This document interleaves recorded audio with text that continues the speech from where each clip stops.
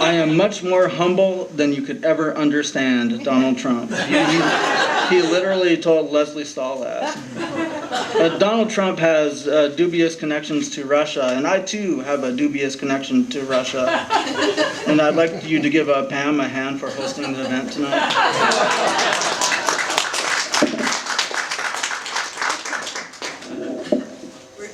Yes. I'm going to start off, and I'll read a poem that was originally published in Red Ink magazine by my good friend, really my brother, basically, Sherwin Bitsui. And it's called Empire. It's kind of one of those ones he said that nobody ever knows about, so I was like, well, I'll make sure people know about it. They announce you captive. They nound you on the television screen. They strung cut ears around their necks and winked from the parade when their horses stood on hind legs, absorbing the morning light with blood on their hooves. They picked scabs of dart from cigarette-lit streets, siphoned gasoline from walls lathered over babies beginning to teethe, and slapped the fox from the lamb's soggy neck. In the soup line, your army held their leggings above the wet floor and kept smoke from slithering out. When the announcer announced your language captive, also caged outside, where it mattered only when it barked, where they named you thief as you jumped to bite the bone.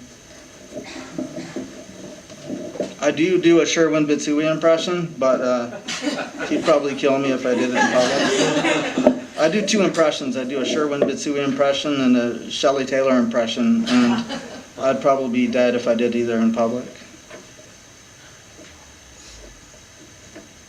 This I originally wrote as a speech. I do a thing called Ideas for Change at Revolutionary Grounds, and I put together an indigenous panel for it the day before I went to Standing Rock last November. And I actually have another one coming up again. It's April 19th. It'll be with T.C. Tolbert and Kristen Nelson, if you want to check that out. This is called One Drop. One drop. I want to talk about one drop of water. But first I will tell you a story. Nearly 80 years ago, in a little reservation house that no longer stands today, a young man would wake up every morning in the dead of winter to go to work on a state highway road crew. Not long before this, during the Great Depression, his own father would work one day a week for the Bureau of Indian Affairs. His father would get paid 1 pouch of tobacco, some potatoes and rice, and $1 for his efforts. So like his father, this young man knew what it was like to live and support a family through hard times.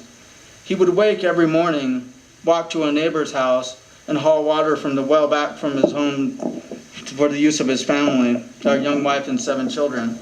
He would then walk 4 miles of dirt road. Damn microphones. See, this is what happens when you're short. All right.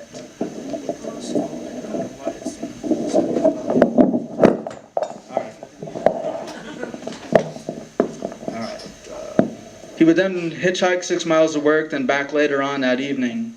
As the highway project continued, his trip eventually grew to over 30 miles one way and back. This was often done in weather as cold as 40 below zero. This man was my grandfather. From that point, he saved his money and got a car. Soon he was elected to the Blackfeet Tribal Council. A few years later, he was made tribal chairman, and eventually he was elected to the president of National Congress of American Indians, where he became personal friends with President John F. Kennedy and his brothers. I tell that story for 3 reasons. First, this was a dark time in our nation's history. We were devastated by the Great Depression, then World War II. We endured national trauma, including the shameful internment of our fellow citizens, Japanese Americans. In many ways, we are going through a similarly dark time. 15 years of war in the Middle East, an economy which hasn't fully recovered from the Great Recession of 2008. And we face a threat from an authoritarian president who openly spews hate and bigotry against Muslims, people of color, and many of our most vulnerable citizens. However, reason number 2, we persevered. Just like my grandfather who worked hard and survived through rough times, our country did too. At the end of World War II, the United States had 6% of the world's population and 50% of the world's wealth. We were a superpower almost without historical precedent. and we spent decades building a robust middle class. We are a strong people, and we will get through this darkness. And third, this brings me back to water. Every single day, my grandfather started his day hauling water for his family. Water is essential to life. It is the base of everything. So it is no wonder why our brothers and sisters in Standing Rock, North Dakota are fighting so hard to protect their water source, and what should be considered one of the greatest civil rights issues of our time. But there is something else about water. Water is powerful. It is a force of nature. Think back to that one single drop. It reminds me of the beginning of my friend, the Dene poet Sherwin Bitsui's award-winning book, Flood Song. The book starts with one word, twa, descending down a page, like droplets. Twa, twa, twa. Twa is the Dene word for water. Those droplets become a torrential storm. Then they become a flood. Together they are a force of nature that cannot be stopped until it runs its natural course. And after the flood, as my friend writes, there is a rebirth. The flood comes and cleanses the earth, then it grows back beautiful again. Now I am just one man, Twa, and all the writers in this book are each one person, Twa, Twa, Twa, and all of you are all individuals, Twa, Twa, Twa. But like water, when we all get together, we are a force of nature. We are a force for change that nobody can stop. And after we are done fighting our fights and changing the world, preserving Oak Flat, shutting down the fracking of Chief Mountain, and now stopping the Dakota Pipeline, then there will be a rebirth, and the world will be more beautiful than ever. Thank you.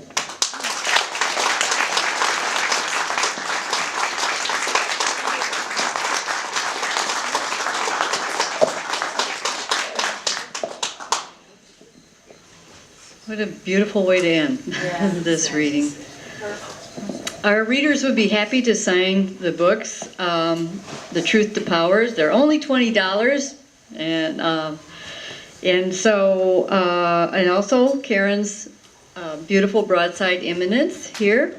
So I thank you all for being here, and I thank all my readers. Thank you for all the readers and everybody who made possible this book. It wasn't just me. It was everybody who worked on it. Thank you.